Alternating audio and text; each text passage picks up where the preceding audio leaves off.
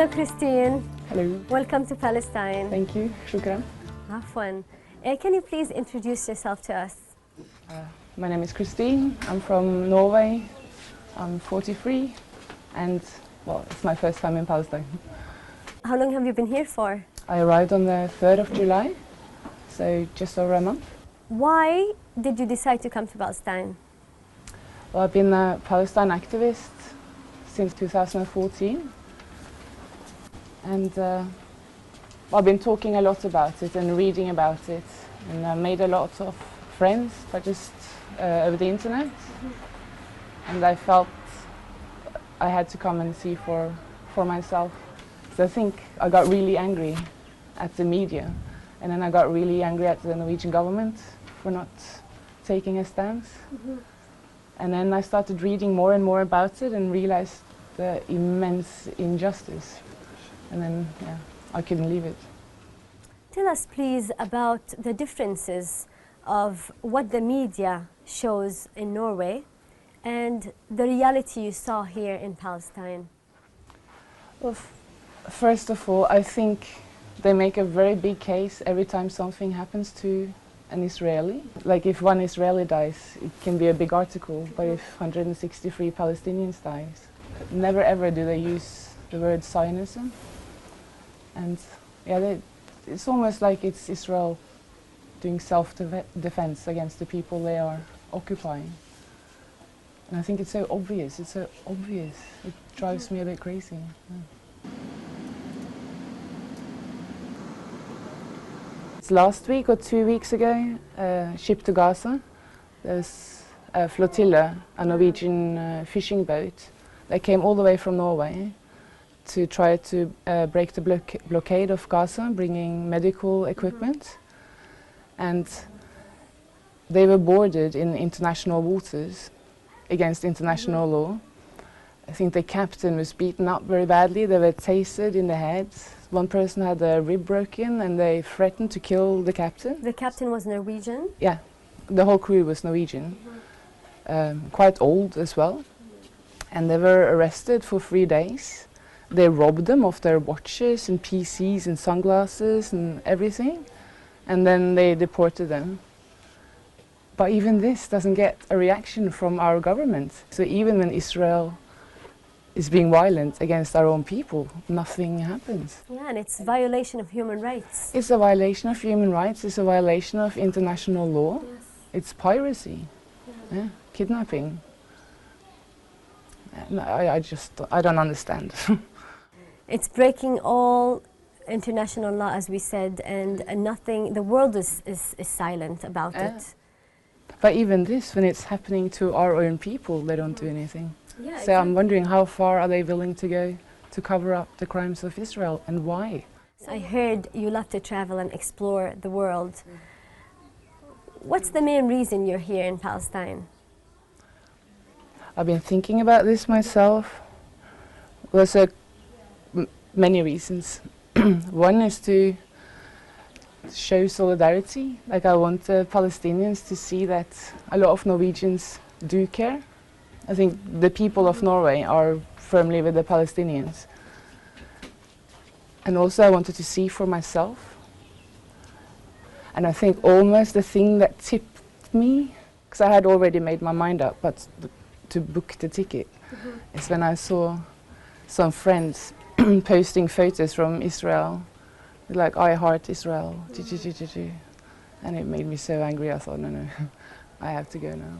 Why? What's the main reason that made you angry? Because they know. I don't understand how they can be in Israel and not care about what's happening right across the border. Yeah, it's like a big prison. It's not just Gaza. Yeah, it's like sometimes when Palestinians don't have water to drink, Israelis have swimming pools to swim in. And or under refugee camps, people who are from there, who live in refugee camps, who have to pay for the water in water tanks, and then the settlement right across the street have all the water they need. You know, it's crazy. It's almost impossible to understand. Even seeing it, it's hard to understand.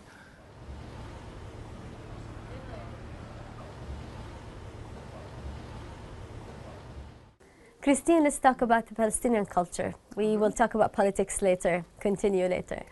Tell us, what's your favorite food? I'm sure you had lots of Palestinian food. I have, but I also have a very bad memory. I'll help you. I had a maklube, Okay. which is very, very nice. I went camping with some friends from Bethlehem, and they made some stuff with lentils and rice and مجدرة?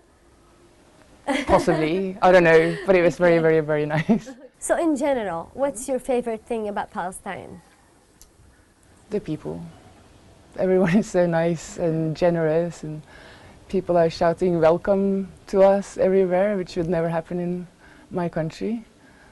And just like going to the vegetable markets, sometimes it's hard to pay for stuff because people want to, or they don't want my money, which is almost a little bit humbling.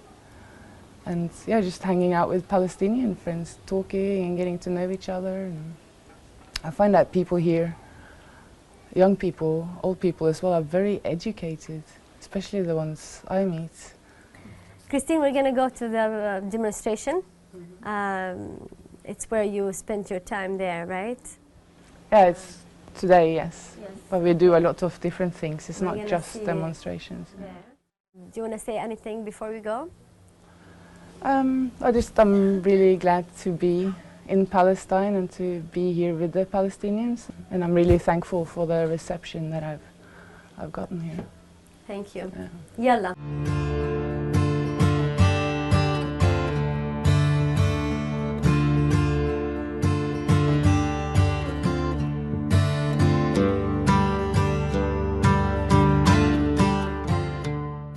Christine, how do you feel about being in Kafr Kaddoum village?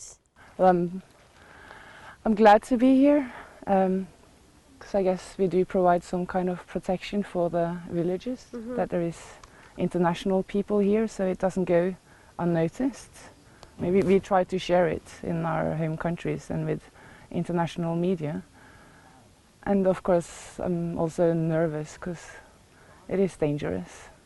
And yesterday there was a lot of tear gas, and at one point a bullet hit very close to me because I was standing next to like a metal bin, and the bullet hit the bin right in front of me and then ricocheted. So Let's talk more about your participation in demonstrations and how often do you come here? Kafr Kaddoum, it's every Friday, so I've been 3 Fridays, I think. This is my first Saturday. Tell us about last night or yesterday. What time did it happen? Well, we arrived just after 1 o'clock, thinking we were a bit early, but when we arrived it had already started. So as soon as we got out of the car we had to run basically, because there was just tear gas everywhere.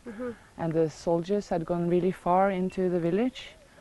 I think there were about 5 or 6 of them firing rubber bullets. And yeah, it's really scary. It was just walking out of the taxi around the corner and we were in a war zone. And the people of Kafr Kaddoum had done this every Friday for 7 years. And this, yeah, I just think it's so sad. Sometimes I had to take a little bit time not to cry in the middle of it.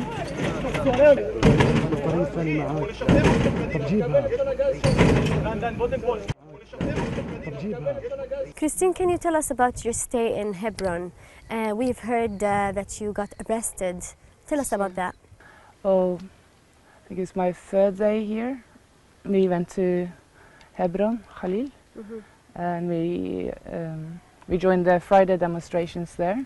And yeah, it didn't take long really before they started arresting people. And I was actually, basically we were there just so the Palestinian man could talk to the settlers. He even had a paper that this is his land. But yeah, so they started arresting people quite quickly. And then I was actually walking away, but then I saw them arresting a Palestinian friend. So they held back a little bit, and then a soldier came shouting at me, and then, yeah, then I got arrested. Where did they take you? They took me to an army facility in Hebron, and I was detained there for 6 hours, and interrogated, and they fingerprinted everything. What message do you send the world about Palestine and Palestinians? Everyone needs to get involved. This cannot go on. I think, and I also think if the injustice of Palestine is solved, it would solve a lot of other things, especially in the Middle East. And yeah, just for people to get involved, basically.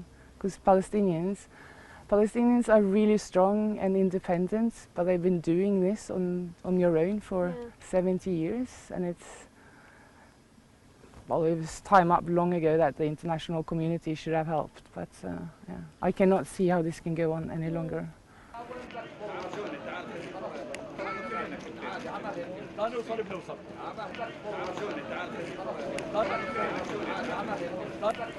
Christine, in your opinion, what's the solution for the Palestinian cause?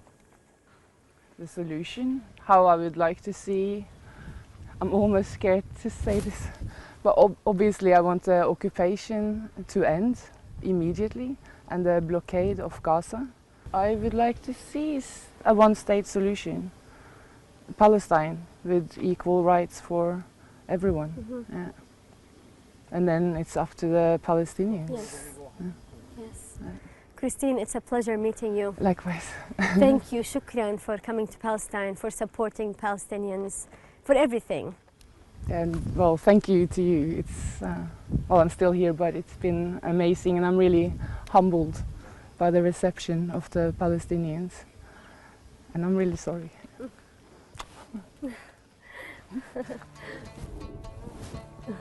You make me also want to cry.